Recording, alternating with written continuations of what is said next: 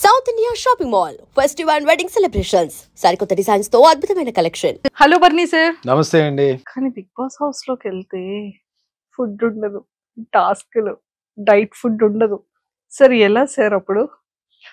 మాకు కంపల్సరీ మేము అంటే నేనున్న దీంట్లో నా ఏజ్ ప్రకారం నేను కంపల్సరీ ఈ ప్రోటీన్ తీసుకోవాలని చెప్పి డాక్టర్ ప్రిస్క్రిప్షన్ ఉంది. So I have to carry my protein and my supplements. అవి నేను కంపల్సరీ వాడాలి అని చెప్పి డాక్టర్ చెప్తున్నారు. సో అది కొంచెం ఇబ్బంది ఉండదేమో అనుకున్నాను. బట్ స్టిల్ డైట్ వైజ్ డెఫినెట్గా మనం ఇంట్లో తినేవన్నీ మనకు అక్కడ దొరకవు. ఒకటి కావాలంటే ఒకటి కోల్పోవాలి కదండి వెళ్దామని ఫిక్స్ అయిన తర్వాత.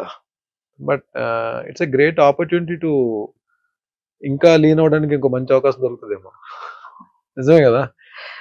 ఎలాగ మనం డైట్ దీనిలోకి వచ్చాం కాబట్టి అది నాకు పెద్ద కష్టం అనిపించదేమో అని అనుకుంటున్నాం. మరి చూద్దాం లోపలికి వెళ్ళిన తర్వాత ఎలా ఉంటుంది. సార్ బర్నీ సార్, మీ కోపం ఎక్కువ ఉంటుందా కొంచెం ఉంటుందా? అని బయట అండి, బయట కోపం చాలా ఎక్కువ అని చెప్పి బయట అదే వచ్చింది కదా. అప్పుడు ఎవరైనా సరే, ఇప్పుడు నాకు సంబంధించిన వాళ్ళు ఎవరైనా సరే బిగ్ బాస్ హౌస్ లోకి వెళ్ళిన తర్వాత ఎవరితో గొడవ పెట్టుకోకని చెప్పి అంటున్నారు తప్ప అది ఇంతకు ముందేమో నిజంగానే అంటే నేను యాంగర్ మేనేజ్మెంట్ అనేది లేకపోవడం. బట్ ఇప్పుడైతే అది లేదు. బట్ అంటే ఏదైనా సరే ఇప్పుడు మనం బయట ఏదైనా జరగచ్చు, ఎలా అయినా ట్రిగర్ చేయొచ్చు, కోపాన్ని ఎలాగైనా బయటకు లాగొచ్చు. బిగ్ బాస్ ఒకటే అంటారు లోపలికి వెళ్ళిన తర్వాత, నేను rules I only make the rules, I only break the rules. A rule శాశ్వతంగా ఉండదు అక్కడ, రూల్స్ మారిపోతుంటాయి. అవును. బట్ ఇంకోటి ఏంటంటే మనం ఇలాగే ఉండాలి, బుద్ధుడిలాగా ఉంటాను అనగా ఉండనివ్వరు కదా. అక్కడ ఏం జరుగుతుందో కూడా తెలియదు. బట్ మ్యాక్సిమం నా కోపాన్ని, నా ఎమోషన్స్ ని కంట్రోల్ చేసుకోవడానికి ట్రై చేస్తాను. బట్ మరీ ఎంత కామ్ గా ఉన్నా పిల్లినైనా సరే ఒక రూమ్ లో పెట్టి కొట్టడానికి ఏదో టైంలో బట్ ఎంతవరకు నన్ను టార్గెట్ చేసేసి నన్ను మరీ కార్నర్ చేసేస్తే ఇంకా అది దాని తర్వాత నేను ఎలా రియాక్ట్ అవుతానో ఒక్కొక్కసారి అది నా చేతిలో ఉండదు. అది మేబీ ఈవెన్ నేను అవతల వాళ్ళకి రెస్పెక్ట్ ఇస్తాను, చాలా మంచిగా మాట్లాడతాను, నా గేమ్ నేను ఆడుకుంటాను. నన్ను టార్గెట్ చేసి నన్ను ఎవరన్నా కానీ గట్టిగా కానీ ప్రెషర్ ఇచ్చి నొక్కుదామని ట్రై చేస్తే అప్పుడు ఐ బ్లాస్ట్. అది చూపించకుండానే చేయొచ్చు కదా.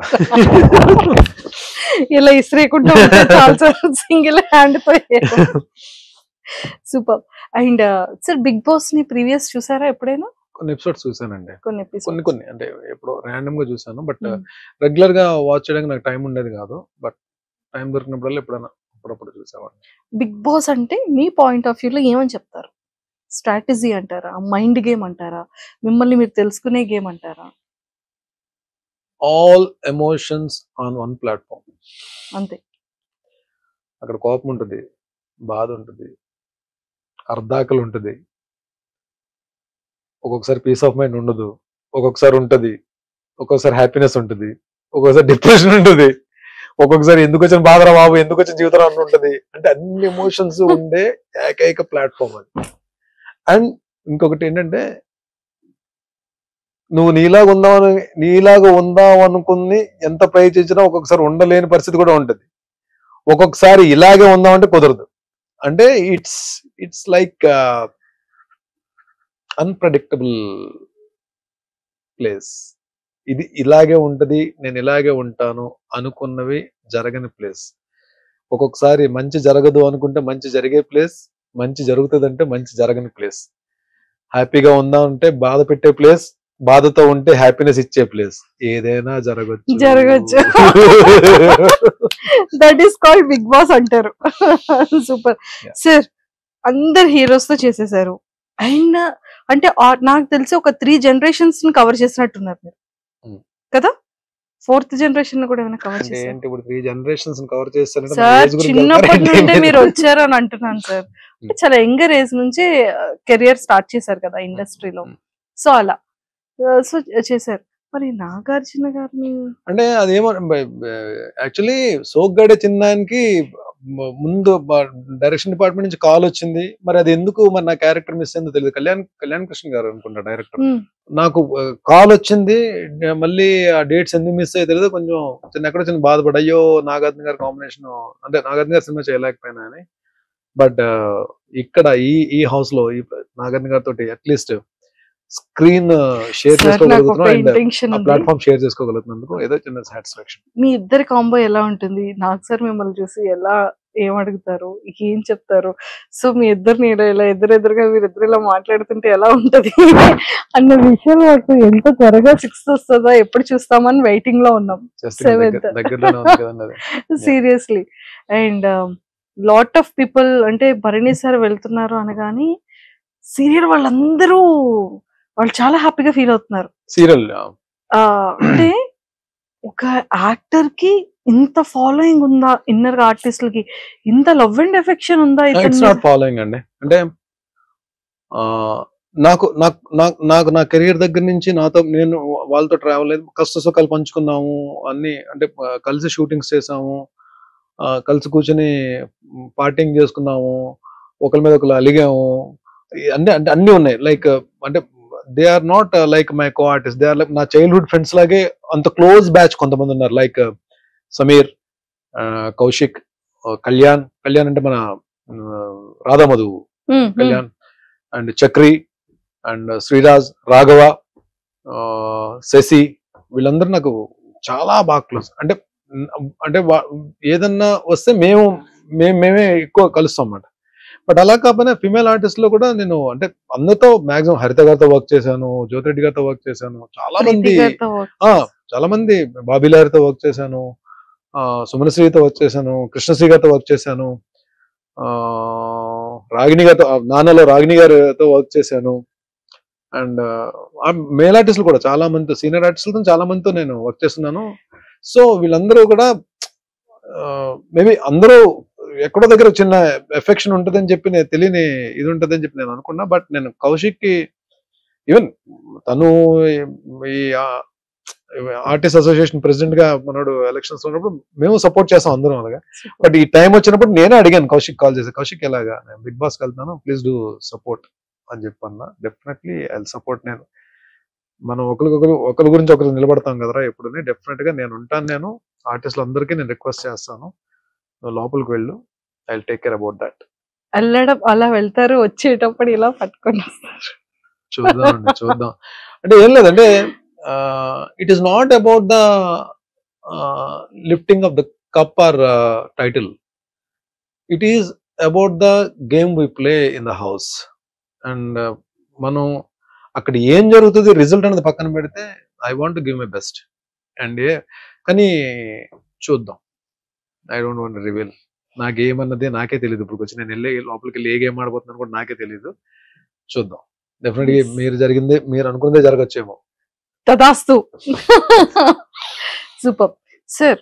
అంటే ప్రతి ఒక్క హీరోకైనా విలన్ కైనా అంటే ఆన్ కెమెరాస్ కి విలన్ అయినా ఆఫ్ కెమెరాస్ కి నార్మల్. సో మిమ్మల్ని రాముడు అని ట్యాగ్ ని యాక్సెప్ట్ చేస్తారా, కృష్ణుడు అనే ట్యాగ్ ని యాక్సెప్ట్ చేస్తారా? కృష్ణుడు అంటే పూర్తిగా కృష్ణుడి కాదు, రాముడు అంటే పూర్తిగా రాముడి కాదండి. రామకృష్ణ అంటే కరెక్ట్ సెట్ అవుతుంది. అలా కాదు, ఏదో సరదాగా ఉందని చెప్పాను తప్ప ఐఎమ్ నాట్ అంత, ఐఎమ్ నాట్ అంత కృష్ణుడు అంత రొమాంటిక్ అయితే కాదండి నేను. బట్ అలానే రాముడు అంతా సిన్సియర్ గా అంత రాముడు అంతా కూడా కాదు, అంటే రాముడిని అని కూడా చెప్పలేను నేను. బట్ భరణిగా మంచిగా ఉండడానికి ఐ ట్రై మై బెస్ట్. నేను అంటే ఎవరికి నచ్చుతానో ఎవరికి నచ్చలేదో తెలియదు. డెఫినెట్ గా ప్రతి మనిషి అందరికి నచ్చాలని లేదు, అందరికి నచ్చకూడదని లేదు. నేను మా అమ్మకి ఏ రోజు కూడా మా అమ్మ చేత రే ఏంట్రా నువ్వు అని అనిపించుకోకుండా, మా అమ్మ చేత తిట్లు తినకుండా మంచిగా ఉండాలని చెప్పి నేను కోరుకుంటాను. నేను అలాగే my mentor, my Guru, definite గా అంటే అలాంటి మనిషి మన లైఫ్ లో నాగబాబు గారు లాంటి మనిషి మన లైఫ్ లో దొరకడం కూడా చాలా అదృష్టం అది. బికాజ్ ఆయన పరిచయం తర్వాత చాలా చేంజెస్ జరిగాయి నా లైఫ్ లో. నేను ద వే ట్రీటింగ్ పీపుల్, మనుషుల్ని ట్రీట్ చేసే విధానం కానీ, నా ఫ్యామిలీ మెంబర్స్ ని ట్రీట్ చేసే విధానం కానీ, రెస్పాన్సిబిలిటీస్ కేరింగ్, ఎర్నింగ్స్ సేవ్ చేసుకోవడం కానీ, హెల్త్ విషయం కానీ, everything. There are so many changes ఆయన. బికాస్ ఈ ఇంటర్వ్యూ ద్వారా నేను I'm giving a big salute for my guru, my mentor Nagababu sir. Super. Favourite actress ఎవరు? టీవీలో అండి బిగ్ స్క్రీన్ నాకు టీవీలో యాక్ట్రెస్ కావాలి. బిగ్ స్క్రీన్ మీద వన్ అండ్ ఓన్లీ సావిత్రి గారు అండి. అంటే శ్రీదేవి గారు అంటే చాలా ఇష్టం నాకు, అంటే ఆవిడ చేసిన పెర్ఫార్మెన్స్ చాలా ఇష్టం. బట్ సావిత్రి గారు అంటే నేను పాత సినిమాలన్నీ నేను అదే మాయాబజార్ అయితే ఎన్నిసార్లు చూసుంటాను నేను. అసలు ఆ episode, last episode, marriage episode అయితే ఏమి ఆర్టిస్ట్ అండి బాబు ఆవిడ, బాబోయ్. నమస్తే సావిత్రి గారు, నమస్కారం అండి సావిత్రి గారు. వాణిశ్రీ గారు అంటే ఒక్కొక్క తరం అది, అంటే ఆవిడ ఎంత పెద్ద మంచి ఆర్టిస్ట్ వాణిశ్రీ గారు. టీవీకి వస్తే మాత్రం నేను టాప్ దీంట్లో ఉండేది, నేను I just love to work and I respect హరిత గారు. The try to grab the attention of the audience. టీవీకి ఏమైపోద్దంటే ఒక బ్లాక్ లో 10 మంది ఆర్టిస్టులు ఉంటారు. 10 మంది ఆర్టిస్టులు ఉన్నప్పుడు ఎవరి డైలాగ్స్ ఉంటాయో, ఎవరి పని ఏంటో మనకు తెలియదు. బట్ ఆడియన్ అటెన్షన్ అనేది గ్రాప్ చేయడం చాలా కష్టం. బట్ వీళ్ళిద్దరూ, హరిత గారు ఒకరు, జ్యోతిరెడ్డి గారు ఒకరు, కొంతమంది, అంటే నేను వాళ్ళిద్దరిని మిగిలిన వాళ్ళు నేను తక్కువ చేయట్లేదు. నాకు అందరూ all very good performance. But నేను వీళ్ళతో కొన్ని ఎక్కువ ప్రాజెక్ట్స్ చేశాను కాబట్టి, నా ఫస్ట్ ప్రాజెక్ట్ అంటే పెద్ద మెగా ప్రాజెక్ట్ హరిత గారితో చేశాను కాబట్టి, హరిత గారితో చాలా మంచి సీన్స్ చేశాను. అలాగే జ్యోతిరెడ్డి గారితో కూడా, అలాగే అందరూ మంచి ఆర్టిస్ట్. బట్ వీళ్ళిద్దరూ terrific artist and they love their work. Number of films చేశారు, Nandi awards, number of awards. ఒక ఫిలిం లో ఏమైనా మీకు ఇష్టమైన కొన్ని డైలాగ్స్ మా కోసం? మూవీస్ లో పెద్ద డైలాగ్స్ నేను అంటే సీరియల్ స్రవంతిలో చెప్తా. అమ్మాయిని కాఫీ పెట్టమంటాను, లోపలికి వెళ్ళిన తర్వాత లోపలికి వెళ్ళి ఆ లైటర్ కొట్టే ప్రాసెస్ లోనే అమ్మాయికి చిన్న డౌట్ వస్తుంది, ఆగుతుంది. కిచెన్ లో మొత్తం గ్యాస్ స్మెల్ వస్తుంటది. వీడు ఆల్రెడీ గ్యాస్ ఓపెన్ చేస్తాడు, గ్యాస్ మొత్తం లీక్ అయిపోయింది. అమ్మాయి లైటర్ కొడితే బ్లాస్ట్ అయిపోద్ది. సో డౌట్ వచ్చి ఆపుతుంది. ఆపితే ఈడేం చేస్తాడు, ఒక్కొక్క డోర్ క్లోజ్ చేసేస్తాడు. మొత్తం డోర్లన్నీ క్లోజ్ చేస్తే వద్దు నన్ను చంపొద్దంటే మొత్తం డోర్స్ అన్ని క్లోజ్ చేసి బయట నుంచి వచ్చి కిటికీ దగ్గరకు వస్తాడు, విండో ఓపెన్ చేస్తాడు. విండో బయట ఈడు ఉంటాడు, కిచెన్ లో అమ్మాయి ఉంటుంది, గ్యాస్ మొత్తం ఉంటుంది. అమ్మాయి దండం పెడుతుంటది, వద్దు నన్ను చంపొద్దు, నేను మా ఇంటికి వెళ్ళిపోతాను, కావాలంటే నన్ను చంపొద్దు, మా అమ్మ నాన్న చాలా బాధపడుతుంటది. వీడు అగ్గిపుల్లు కొట్టి అలా పెడతాడు కిటికీ దగ్గర, లోపలికి వేస్తే బ్లాస్ట్, చచ్చిపోద్ది లోపలికి. అగ్గిపుల్లు అలా పెడతాడు. ఎపిసోడ్ బ్యాంగ్ అండి. అయ్యో వేసారా? నెక్స్ట్ ఎపిసోడ్ వచ్చి కూర్చుంటే ఊతాడు అగ్గిపుల్లు, ఊది పడేసి వెళ్ళి డోర్ తెస్తాడు. భయపడ్డావు స్రవంతి, నువ్వు భయపడ్డావే నాకు కావాలి. స్రవంతి, ఎవరికి తెలియని గమ్మత్ అనే విషయం నీకు మాత్రం చెప్తాను, నీ మనసులో పదిలంగా ఉంచుకో. You take Mother's Day. తల్లే ప్రత్యక్ష దైవం అంటారు. అలాంటి తల్లిని దైవంగా చూసే వాళ్ళు ఎంతమంది ఉన్నారు స్రవంతి? లేరే. Then there is no meaning of mother's day. You take father's day. Sravanthi, ఇప్పుడున్న ఈ జనజీవన స్రవంతిలో ఎవరికి తండ్రో ఖచ్చితంగా చెప్పలేం కదా. కొంచెం వినడానికి బాధగానే ఉంటుంది, కానీ అదే నిజం. Then there is no meaning of father's day. You take friendship day. ఏ స్వార్థం లేకుండా జీవితాంతం మనతో పాటు నడిచేవాడే నిజమైన స్నేహితుడు అంటారు. అలాంటి స్నేహితులు ఎంతమంది ఉన్నారు స్రవంతి? లేరే. Then there is no meaning of friendship day. You take independence day. Sravanthi, ఈ దేశానికి స్వాతంత్రం తేవడానికి ఎంతో మంది ప్రాణాలు అర్పించారు. అలాంటి దేశం కోసం ఇప్పుడు ప్రాణాలు ఇవ్వడానికి ఎంతమంది సిద్ధంగా ఉన్నారు? లేరే. ఉదయాన్నే లేచామా, జెండా ఎగరేసాం, చాక్లెట్ తిన్నాం, అయిపోయి ఇదా. Then there is no meaning of Independence Day. కానీ ఫూల్స్ డే, ఏప్రిల్ 1 ఈ రోజు ఎవరో ఒకరిని చాలా సిన్సియర్గా ఫూలించడానికి ట్రై చేస్తారు. ఈరోజు ఏప్రిల్ 1, ఏప్రిల్ ఫూల్. అలా చూస్తావేంటి స్రవంతి? నీ చూపు భాష నాకు అర్థమైందిలే. Super sir. అంటే అలా ఉంటే అది ఫ్లో కూడా భలే ఉండేది. డైలాగ్ రైటర్ త్యాగరాజు గారు అని చెప్పి అద్భుతం డైలాగ్స్ రాశారు. అంటే అన్ని కుదిరేయండి ఆ సీరియల్ కి. అమ్మాయి కూడా డెబ్యూ ప్రాజెక్ట్ మీనాకి. నందకిషోర్ కూడా మంచి పేరు వచ్చింది ఆ హీరో క్యారెక్టర్ కి. మన శశికి ఫ్రెండ్ కి మంచి పేరు వచ్చింది. ఛత్రపతి శేఖర్ కి మంచి పేరు వచ్చింది. అంటే అన్ని కుదిరే ఆ సీరియల్ కి. సూపర్. వైఫ్ గురించి, పిల్లల గురించి? నేను మ్యాన్రికం చేసుకున్నానండి. అంటే అమ్మ తమ్ముడు కూతుర్ని. అమ్మాయి BSc computers graduate, house wife, very good wife. అంటే నాలాంటి పోరంబోకుడికి దొరికిన ఒక మంచి పద్ధతైన ఇల్లాలు, భర్తే ప్రాణంగా, పిల్లలే ప్రాణంగా ఉండే ఒక వైఫ్. ఇంకా అంతకు మించి నేను ఏం చెప్పగలను.